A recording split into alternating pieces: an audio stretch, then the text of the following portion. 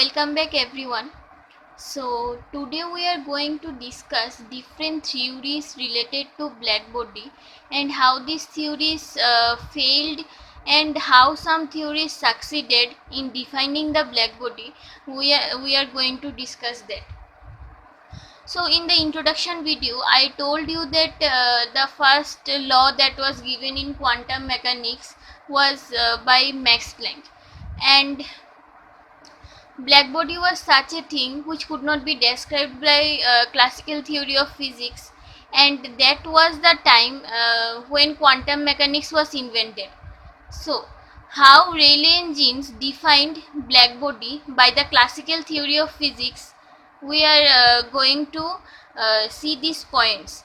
These are actually the facts and the logics that Rayleigh and Jeans used to describe the black body. So the first point says that the thermal radiation in the cavity is full of standing waves of electromagnetic radiations of all wavelengths.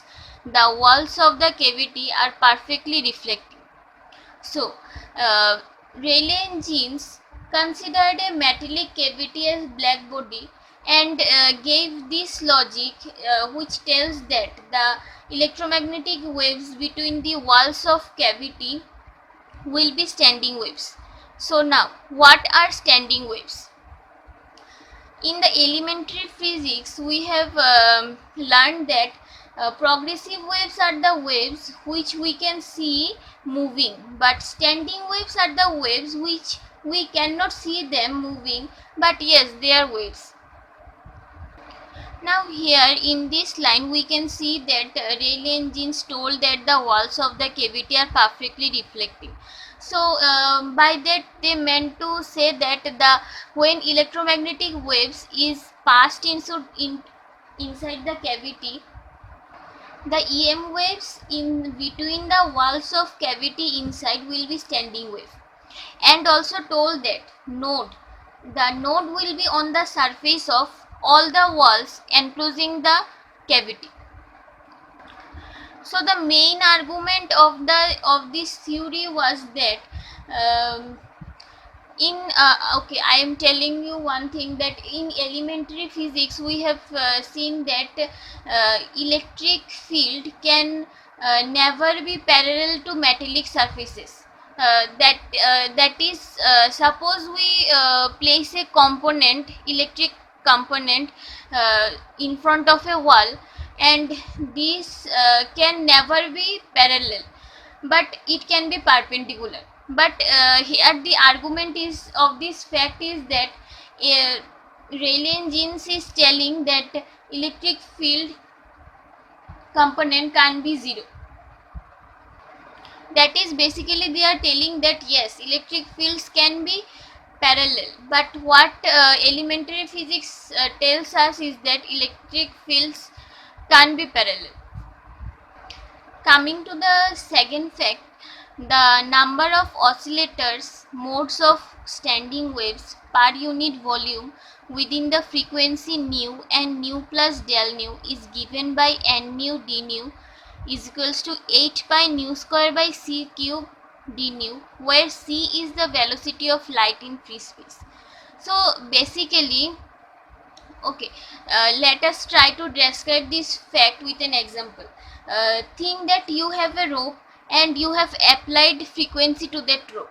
So all frequencies would not be possible for the standing wave in that rope. Only some fixed frequencies would be possible. Suppose the frequencies are 2 Hz at these. So these are normal nodes, and if in between 2 Hz and 4 Hz, say if we take 3 Hz, the periodic motion of the rope will be disturbed, and the rope would not be consistent. So that's what I was trying to tell you, that only some fixed frequency is possible in the rope. And here by telling that within the frequency nu and nu plus del nu, Rayleigh and Jeans tried to fix a boundary of frequencies in between which they gave that the number of wavelength will be this h pi nu square by c cube d nu. Okay, so now coming to the third fact, the average energy per degree of freedom of an entity, harmonic oscillator gas molecule, can be written from Maxwell's law of equipartition of energy as E is equals to half kT, where K is 1.38 into 10 to the power minus 23 joule per Kelvin and T is absolute temperature. So in this theory, Rayleigh and Jeans tried to draw the reference of Maxwell's law of equipartition of energy and tried to define the energy of one wave, which is kT. So we have seen that in the first fact, Rayleigh and Jeans tried to define by the use of electric field, and in the second fact they tried to define using the frequency, and in the third one they tried to take the reference of Maxwell's law of partition of energy and defined the energy of a single wave. So from these three facts they tried to derive the formula which is called the Rayleigh and Jeans formula, that is the energy density. So what they actually did, they multiplied the total energy with the number of waves, and when we divide with volume we get the energy density. So E lambda d lambda is equals to 8 pi kt by lambda to the power 4 d lambda is the main formula of Rayleigh and Jeans. So experiments showed that the energy density remains finite and gradually tends to zero within the frequency. But from the classical theory of Rayleigh and Jeans, we have seen that a very unrealistic behavior was observed. Though for zero frequency, energy density starts from zero, but soon after, with gradual increase of frequency, the energy density increases rapidly with the increase in frequency and ultimately goes to infinity. So that was the failure of Rayleigh and Jeans theory. It was found that the equation explains only the experimental results for high wavelength region. This failure led to another invention called ultraviolet catastrophe.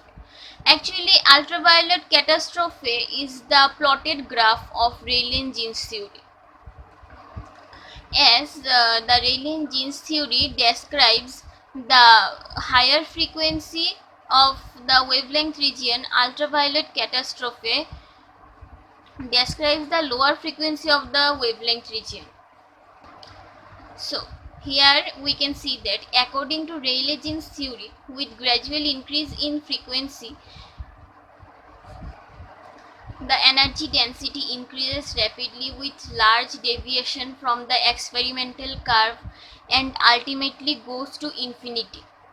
This uncontrollable behavior of energy at higher frequency is known as ultraviolet catastrophe. So as you can see in the graph, I plotted the experimental results of those of the theories of Rayleigh and Jeans when plotted in a graph seems like this. And the classical theory,